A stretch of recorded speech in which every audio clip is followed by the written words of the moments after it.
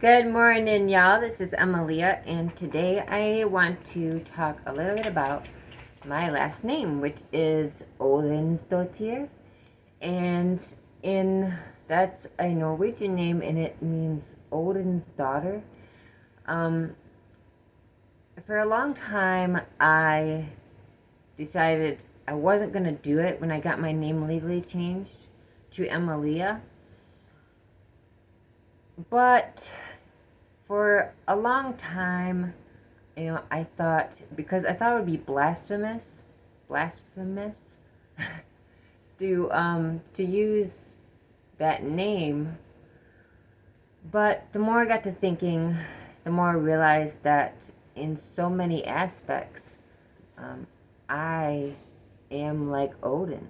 I've suffered, in the regard that I've suffered a lot in my life, and I survived it, and I transcended it, and it has made me wiser. Um, and, and there are other ways in which we are similar, but that is really what I wanted to focus on, was the wisdom and strength that I had obtained from sacrificing myself unto myself, because I am a soul and a body. I'm a soul that has a body. The soul is immortal. It lives on forever and ever and ever. And I chose this life. I chose this incarnation. So I am essentially sacrificing myself when when I put myself through pain. I am sacrificing myself unto myself in order to gain greater wisdom, in order to become wise, as Odin puts it. But it's a really simple way of putting it. It's because as a soul, we exist over many, many, many, many lifetimes, and we evolve through each of these lifetimes. That's why we come back to the mortal plane, to the third dimension, to Midgard, because we desire evolution, we desire divinity, and we desire to return to the divine source, the divine consciousness which exists in the first dimension, and that which everyone refers to as God. The Christians refer to as God. There are many different names for it, but it's all the same. It's just that it varies from culture to culture, and each culture has its own way of telling the story so that its people will understand. So I went ahead and named myself Emiliah Óðinsdóttir. And I gave,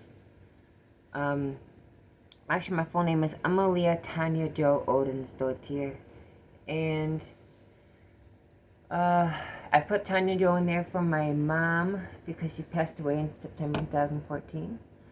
And it was kind of a way of me finalizing my forgiveness to my mom. I'm, forgiving my mom for everything that she did. And also, kind of just a kind of closure for me. And also, it serves as a memorial and a testament to her existence.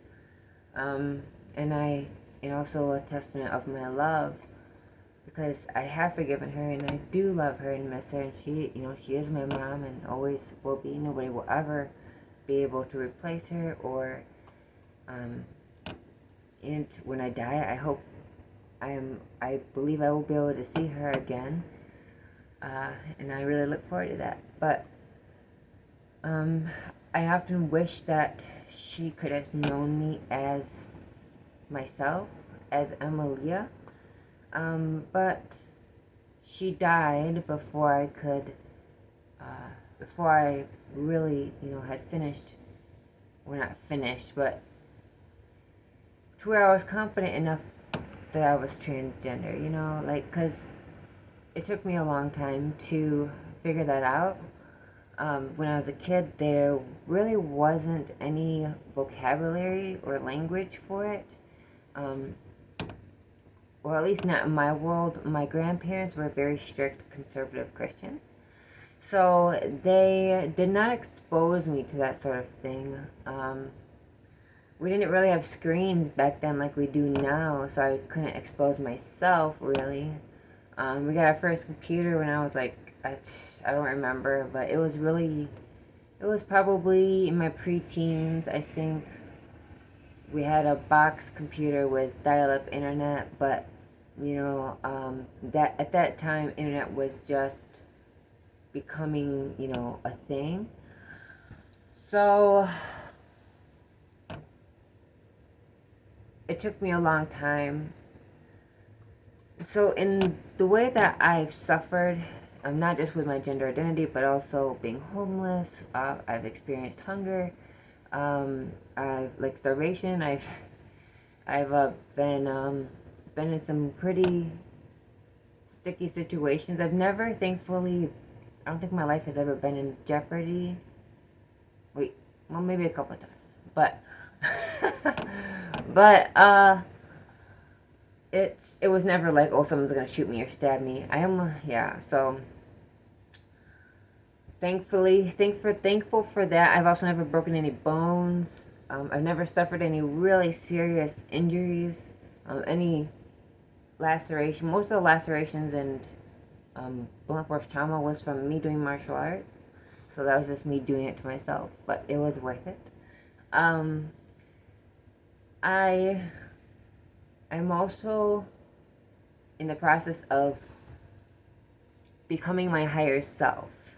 And I've been attempting to do this through meditation, yoga, physical exercise. I've even made my martial arts a spiritual experience where it's almost like meditation. I'm in such a trance when I fight, when I practice. I've never actually fought anyone, but I try to incorporate mindfulness into that. Skating has kind of become that for me as well. I've been doing it almost my whole life. I'm 32. I've been doing it since I was 4, so that means that I've been doing it for 28 years. I've been skating for 28 years. That's a long time. But I still haven't gotten mastered the axle, but we're getting there. So with all that I've been through, I've experienced so much of life in a very short amount of time. I had to grow up really fast, so I feel that I've earned the name Óðinsdóttir, because not only am I wise and strong, but I also seek knowledge and wisdom, and I have been really linking a lot of what other religions say, like especially Hinduism and Buddhism, or especially Buddhism.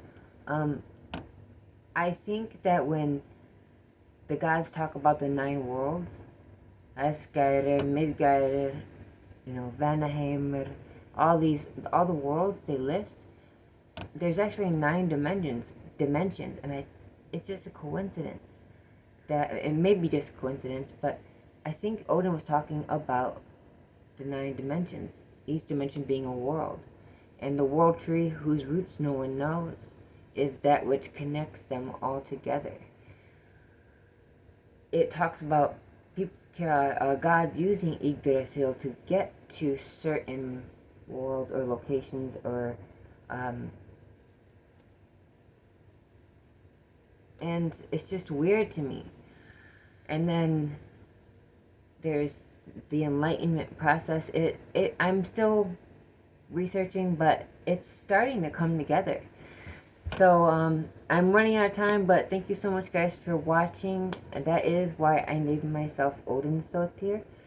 And I hope that you guys can also find a confidence and love and even worship of yourselves. Have a great day. I love you all. Bye.